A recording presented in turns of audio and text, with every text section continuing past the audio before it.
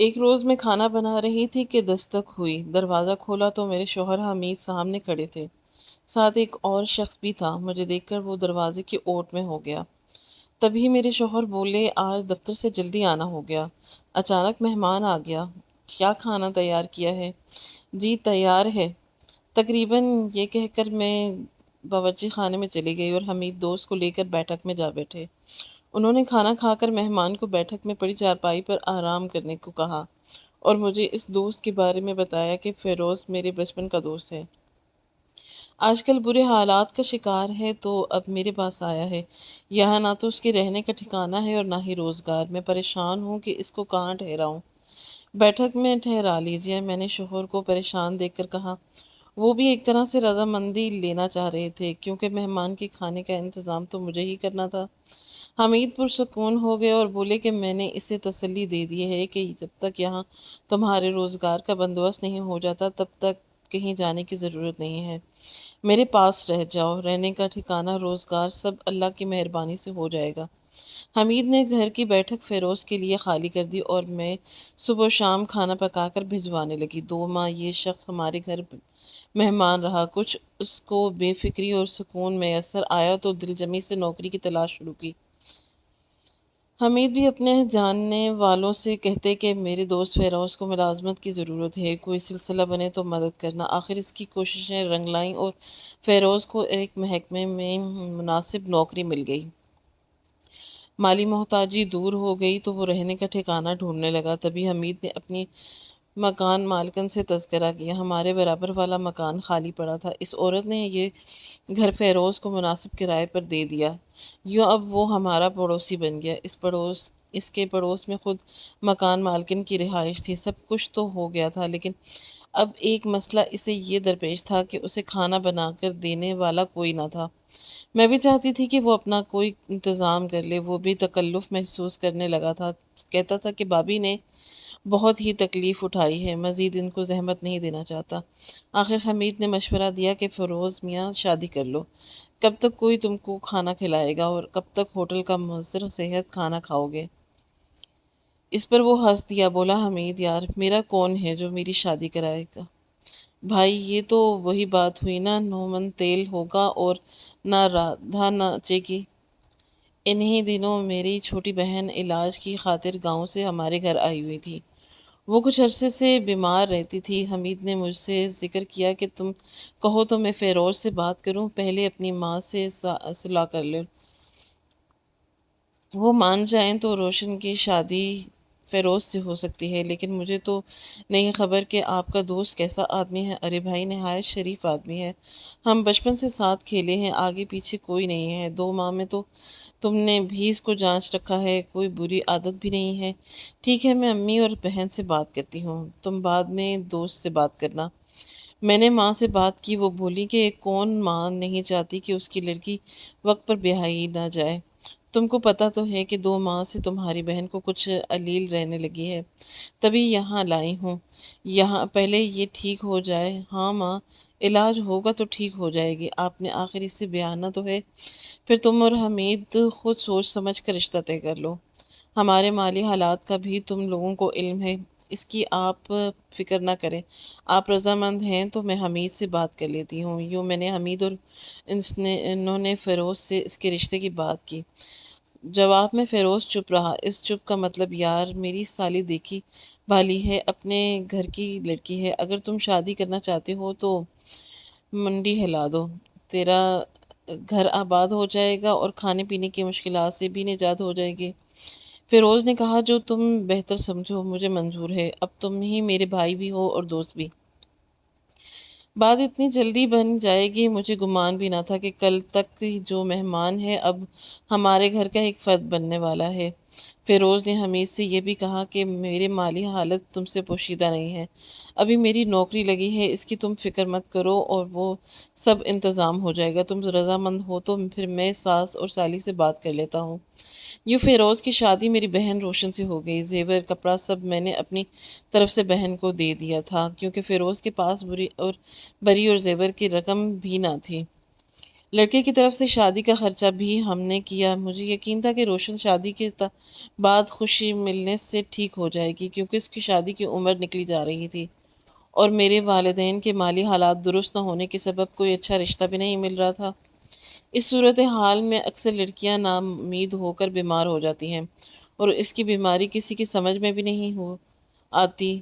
ہوا بھی یہی کہ شادی کے بعد روشن کی رنگت سرخ ہونے لگی اور وہ تندرست دکھائی دینے لگے۔ حمید نے بھی یہی سوچا تھا کہ اس کی ذرا سی قربانی سے، یعنی شادی کا خرچہ اٹھانے پر، ان کا دوست کا گھر بس جائے گا اور سسرالی بھی خوش ہو جائیں گے، ان کی لڑکی کا اچھا بر مل جائے گا۔ دونوں کا گھر بن گیا۔ فیروز اور روشن خوش رہنے لگے اور اپنی دنیا میں مگن ہو گئے۔ ہم بھی خوش تھے کہ چلو اچھا ہے، یہ بیل منڈے چڑھی۔ حمید سسرالیوں میں سرخرو تھے کہ روشن شادی کے بعد خوش تھی۔ سال بعد اس نے بچی کو جنم دیا، جس کا نام اس نے حوریہ رکھا، اور وہ بھی بہت پیاری صورت والی، گول مٹول بھی تھی۔ ہمارے گھر کا کوئی بچہ نہ میں اسے گھر لے آتی، گھنٹوں اپنے پاس رکھتی۔ مجھ کو اپنی بھانجی بہت پیاری تھی۔ اب تو وہ ہمہ وقت میرے پاس رہتی۔ وہ مجھ سے اتنی مانوس ہو گئی تھی کہ جب رات کو سو جاتی تب ماں سے اٹھا کر لے جاتی۔ اب وہ 2 سال کی ہو گئی تھی اور میری اتنی عادت ہو گئی تھی کہ 1 منٹ بھی میرے بغیر نہ رہتی تھی۔ خدا کی کرنی میری بہن پھر سے بیمار ہونے لگی اور اس کی بیماری اتنی بڑی کہ لاغر ہو گئی۔ ڈاکٹروں نے کینسر تشخیص کیا اور وہ 6 ماہ بعد چل بسی۔ جوان موت پر ہر آنکھ اشکبار تھی۔ لیکن فیروز کا تو گھر اجڑ گیا تھا، وہ خود بے آسرا ہو گیا تھا۔ تبھی فیروز نے اسے مکمل طور پر میرے سپرد کر دیا۔ اب یہ بچی آپ کے سپرد ہے، آپ نے اس کی پرورش کرنا ہے۔ بہن کی وفات اور بھانجی کے بن ہو جانے پر میں بہت رویا کرتی تھی۔ حمید بھی غمزدہ تھے کہ ان کے پیارے دوست کا گھر اجڑ گیا۔ اس عرصے میں یہ کسی کو پتہ نہ تھا کہ ہم آپس میں رشتہ دار ہیں یا غیر۔ روشن نے اپنی وفات سے 2 دن قبل فیروز سے وعدہ لیا تھا کہ میری بچی کو باجی کو دے دینا اور خود جہاں مرضی ہو شادی کر لینا۔ سال بعد میں نے اور حمید نے فیروز کو مشورہ دیا کہ وہ دوبارہ شادی کر لے، بچی تو ہمارے پاس ہے، مگر اس نے انکار کر دیا۔ اس کا کہنا تھا کہ اب میں اور شادی نہیں کروں گا، بس ایسے ہی زندگی گزار لوں گا۔ کچھ عرصے بعد پتہ چلا کہ وہ گھر کی مالکن سروری بیگم کے گھر بھی آتا جاتا ہے اور اس کے شوہر سعودیہ عرب کمانے گیا ہوا تھا، وہ گھر میں بچوں کے ساتھ اکیلی رہتی ہے۔ ہم نے ان دونوں کے بارے میں چہمگوئیاں سنی تو حمید نے فیروز سے پوچھا۔ وہ برہم ہو گیا، کہنے لگا کہ ایسی کوئی بات نہیں، لوگ تو یوں ہی بات کا پتنگڑ بنا دیتے ہیں۔ اس بیچاری کا مرد پردیس میں ہے اور اس کو باہر جانے کے کام کروانے ہوتے ہیں، مجھے کہلوا دیتی ہے، میں کر دیتا ہوں، بس اتنی سی بات ہے جس پر لوگ ہمیں بدنام کر رہے ہیں۔ حمید یہ سن کر خاموش ہو رہے تھے، حالانکہ لوگوں نے یہ تک کہا تھا کہ سروری بیگم رات کو بھی فیروز کے گھر جاتی ہے۔ محلے اور آس پڑوس کے لوگوں نے دیکھا بھی ہے۔ تبھی سردیاں آئیں۔ فیروز نے مجھ سے کہا کہ باجی میری رضائی دھلوا کر مجھ پہ بھروا دیں، مجھے رات کو سردی محسوس ہونے لگی ہے۔ میں نے کہا کہ بھیا مکان اور پیٹی کی چابیاں دے دیں، جا کر رضائی نکال لوں گی۔ اس نے مجھے چابیاں دے دی، اسی روز گئی اور بستروں والی پیٹی میں سے رضائی نکالی۔ جو ہی میں نے ایک رضائی باہر نکالی، اس کے اندر کئی خط بھی نکل کر فرش پر گر پڑے۔ میں یہ دیکھ کر گھبرائی۔ یہ سروری بیگم کے محبت نامے تھے جو فیروز کے نام تھے، ایک شادی شدہ عورت اور 2 بچوں کی ماں، جس کا خاوند اس کی سکھ پہنچانے کی خاطر پردیس میں تھا۔ اس کے ایک غیر آدمی سے اس قسم کی جان پہچان دیکھ کر مجھے پڑوسن سے بہت نفرت محسوس ہوئی۔ ساتھ ہی اپنے بہنوئی کے اچھے کردار کے بارے میں جو رائے تھی وہ زمین بوس ہو کر رہ گئی۔ میں تو فیروز کو نہایت نیک چلن اور باکردار شخص سمجھتی تھی۔ ان خطوط میں ہمارے گھر کی باتیں بھی تھیں۔ میں یہ سارے خطوط اٹھا کر گھر لے آئی۔ جب فیروز کو پتہ چلا کہ خط اٹھا لائی ہوں تو وہ بہت ناراض ہوا اور ہم سے جھگڑ پڑا اور اپنا زیور جو ہمارے پاس تھا طلب کیا۔ جو اس کی رقم ہمارے پاس امانت رکھی تھی وہ بھی لے لی۔ یہی نہیں، اپنی بچی کو بھی لے لیا، ہم سے بول چال بند کر دی اور بچی کو سروری بیگم کے سپرد کر دیا۔ میرے لیے یہ سب کچھ بے حد تکلیف دہ تھا۔ بچی آنکھوں کے سامنے ساتھ والے گھر میں روتی رہتی اور ہم اس کو اپنے پاس نہیں لا سکتے تھے۔ وہ مجھ کو امی کہہ کر بلاتی تھی اور امی امی کی دہائیاں دیتی رہتی تھی۔ میں دیوار سے اٹھ کر اس کی پکاریں سن کر روتی اور تڑپتی رہتی تھی۔ حمید سے میری یہ حالت دیکھی نہیں گئی جاتی۔ آخر انہوں نے یہ فیصلہ کر لیا تھا کہ فیروز سے لڑنے کے بجائے گھر کی تبدیل کر لیں گے، تاکہ نہ بچی کی آواز ہمارے کانوں میں آئے اور نہ ہی جھگڑا ہو۔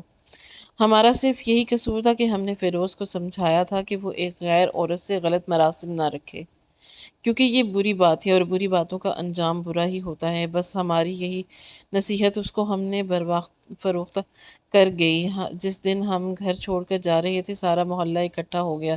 سب نے پوچھا کیا بات ہے، کیوں تم مکان تبدیل کر رہے ہو، اتنے برسوں کا ساتھ ہے، جانے اب کیسے لوگوں کرائے دار ہیں آئیں گے۔ حمید ان کو کیا وجہ بتاتا کہ یہی کیا مجبوری ہے اس لیے جا رہے ہیں۔ وہ کچھ سامان لے کر چلے گئے، باقی سامان وہ مجھے انہوں نے دوسرے چکر میں لے کر جانا تھا۔ جب واپس آئے تو دیکھا کہ میرا اچھا خاصا جھگڑا سروری بیگم سے ہو چکا تھا۔ جب کسی معاملے میں عورتیں بول پڑیں تو بات جلدی ختم ہو جاتی ہے۔ محلے کی عورتیں جمع ہو گئیں، سب نے کہا کہ 10 سال تم لوگ ہی رہے ہو، آپس میں کوئی جھگڑا نہیں ہوا، آخر کیوں اب جھگڑ رہے ہو، اور اب جھگڑا بھی کیوں ہو گیا۔ تب میں پھٹ پڑی کہ یہ عورت اپنی محبت نامے مانگ رہی ہے جو اس نے میری بہنوئی فیروز کو لکھے ہیں، مگر میں نہیں دوں گی کیونکہ ان خطوط میں ہماری برائیاں بھی لکھی ہوئی ہیں۔ اگر دوں گی تو فیروز کو دوں گی، کیونکہ میں نے اس کی بستروں والی پیٹی سے اٹھائے تھے۔ یہ مانگنے والی کون ہوتی ہے؟ اگر آپ لوگوں کو یقین نہیں آتا تو سارے خطوط آپ خود بھی دکھا سکتی ہیں۔ میرے یہ کہنے سے تو طوفان ہی آ گیا اور بات مار کٹائی تک پہنچ گئی۔ جب حمید پہنچے تو ہماری مار کٹائی اور ہاتھا پائی ہو رہی تھی۔ حمید نے مجھ سے کہا کہ اسما، مجھے تمہاری نادانی پر بہت افسوس ہے۔ جب میں نے تم سے کہا تھا کہ جھگڑنا نہ اور خطوں کی بات منہ سے مت نکالنا تو یہ بات تمہارے منہ سے کیوں نکلی؟ اصل میں مجھے تو اپنی بھانجی سے جدائی کا بے حد غم تھا جو اس عورت کے قبضے میں تھی، جبکہ یہ اس کی کچھ بھی نہیں لگتی تھی۔ وہ بچی کو میرے پاس آنے نہ دیتی تھی۔ بس اسی غصے کے رد عمل نے مجھ سے ایسی بات کھلوا دی۔ ہم نئے مکان میں چلے گئے مگر یہاں آ کر قطعی خوش نہ تھی، بے حد اداس اور بجھی بجھی رہتی تھی۔ حوریہ کی جدائی اور بہن کی وفات نے مجھ پر برا اثر ڈالا تھا۔ میں اپنی مرحوم بہن کی نشانی سے بہت محبت کرتی تھی۔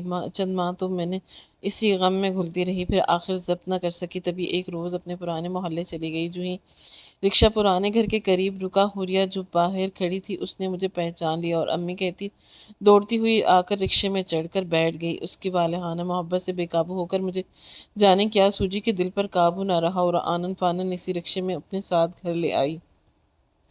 جب حمید گھر لوٹے تو یہ واقعہ ہو چکا تھا۔ انہوں نے مجھے برا بھلا کہا اور بولے کہ تم یہ حرکت کی ہے، اب تمہارا بہنوئی ہم پر اپنی بیٹی کے اغوا کا کیس کر دے گا۔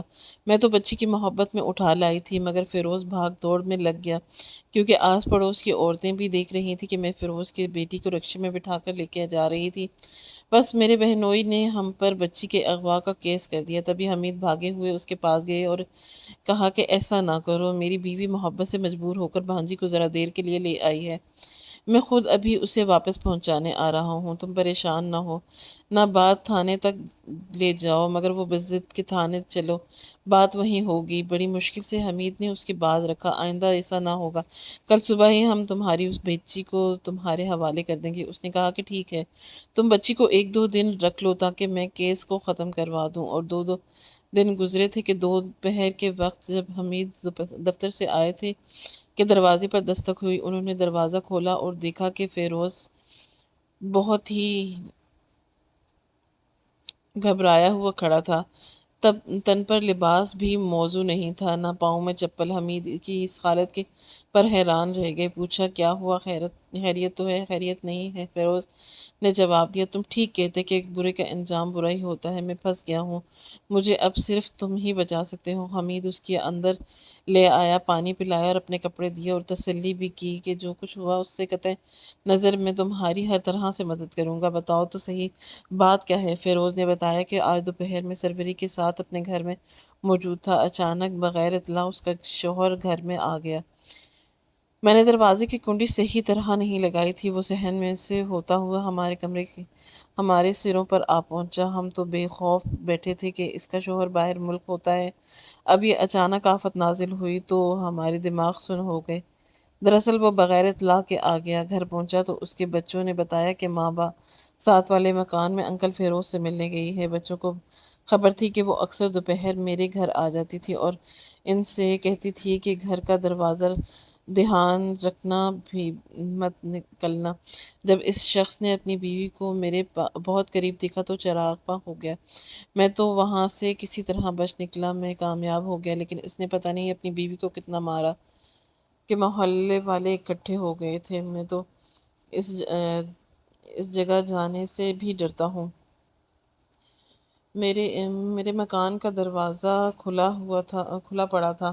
وہاں سب سامان، زیورات، نقدی، سوٹ کیس موجود تھے۔ تم ہی کسی طرح اس محلے میں جا کر پتہ کرو کہ کیا ہوا ہے، میں تو اب وہاں نہیں جا سکتا، لوگ مجھے ماریں گے، محلے بھر میں رسوائی بھی ہوگی۔ حمید نے اس وقت موٹر سائیکل نکالی اور پرانے محلے چلے گئے۔ وہاں جا کر صورتحال دیکھی، فیروز کے مکان کی کنڈی بجائی، وہاں کوئی ہوتا تو بولتا۔ اتنے میں محلے کے 3-4 آدمی اکٹھے ہو گئے، شاید وہ طاق میں تھے کہ وہ آئے تو اس سے دو ہاتھ کرے۔ حمید نے ان سے کہا کہ آپ کو پتہ ہے کہ فیروز کا مجھ سے جھگڑا ہو گیا تھا، اسی وجہ سے میں یہ گھر چھوڑ کر چلا گیا تھا۔ آج کسی کام سے ادھر سے گزر رہا تھا تو کام یہ تھا کہ فیروز نے اپنی بچی کے اغوا کا پرچہ ہم میاں بیوی پر درج کروا دیا تھا، جبکہ میری بیوی کو اپنی بھانجی کی محبت کی وجہ سے اسے اپنے ساتھ لے گئی تھی۔ اسی سلسلے میں فیروز سے ملنا چاہتا تھا، مگر یہاں تو صورتحال کچھ اور معلوم ہوتی ہے۔ محلے والوں نے فیروز کو خوب گالیاں دی اور وہ تمہارا ہمزلف تھا، اب تم ہی اس کا سامان یہاں سے اٹھا کر لے جاؤ ورنہ ہم اس کے سامان کو آگ لگا دیں گے۔ ہم کسی صورت اس کو دوبارہ ادھر دیکھنا نہیں چاہتے ورنہ خون خرابہ ہوگا۔ غضب خدا کا، ایک شریف آدمی کی غیر موجودگی میں اس کے گھر کی نقب لگا رکھا تھا۔ سروری کو شوہر تو بیوی کو قتل کر ڈالتا اگر ہم نے درمیان پڑ کر اس عورت کو بچایا نہ ہوتا۔ وہ اتنی زخمی تھی کہ اسے اسپتال لے جا کر گئے اور وہ مرد تھانے بیٹھا ہے۔ ہم نے گواہی دی ہے کہ میاں بیوی کا کسی معمولی گھریلو بات پر جھگڑا ہو گیا تھا، بات رفع دفع ہو گئی۔ ہم نے فیروز کا نام نہیں آنے دیا ورنہ ہمارے محلے دار جو بیچارہ اتنے عرصے بعد غیر سے بچوں کے لیے خوشی کما کر لایا تھا، اس کے بچے باپ کی شفقت سے محروم ہو جاتے۔ آپ اس وقت اس کا مکان خالی کر دیں اور سامان لے جائیں، پولیس کے چکر میں پڑ گئے تو وہ زیادہ یہاں مصیبت کھڑی ہو جائے گی۔ حمید نے ہی فیروز کو یہ مکان کرائے پر دلوایا تھا اور سب جانتے تھے کہ یہ دونوں ہم زلف ہیں۔ وہ میرے شوہر پر بھروسہ کرتے تھے، ان کی ہم عزت کرتے تھے، ہم بہت عرصے یہاں رہ چکے تھے۔ حمید کی ساکھ اچھی تھی تو محلے والوں نے بھی پر اعتماد کیا۔ میرے شوہر نے ان لوگوں سے وعدہ کیا کہ یہ کام ہو جائے گا، فکر نہ کریں، فی الحال میں سامان لے کر جا کر اپنے گھر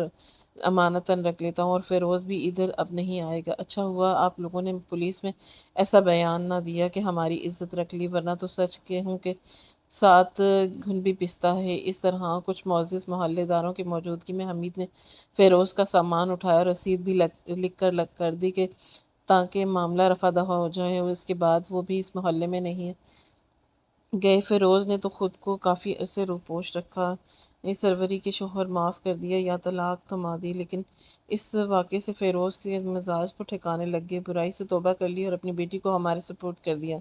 مجھ سے کہا کہ باجی حوریہ کو آپ ہی رکھو، اسے اپنی ہی بیٹی سمجھو۔ تب میں نے سکھ کا سانس لیا اور اپنی مرحوم بہن کی بیٹی کو اپنے ساتھ